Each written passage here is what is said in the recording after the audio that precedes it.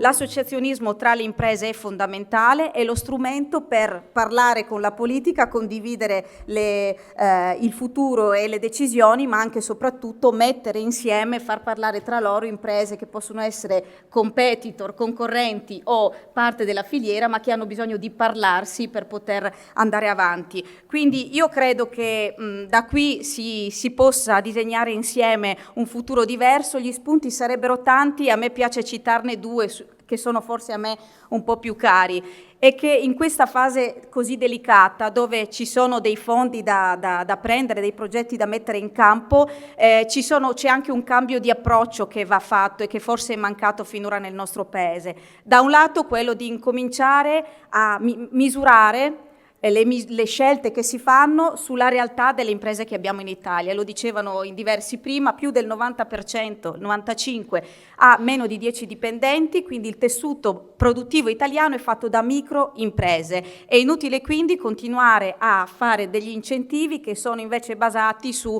dimensioni diverse. Noi dovremmo incominciare a mettere, questa è una proposta che ho sempre fatto, dentro al Ministero dello Sviluppo Economico un ufficio che si occupi di vedere come le misure impattano sulle piccole imprese. La stessa riforma fiscale, dobbiamo fare in modo che, se dobbiamo semplificare il fisco, questo prima di tutto sia più adatto alle imprese che sono quelle più piccole, che sono però anche la ricchezza del nostro Paese.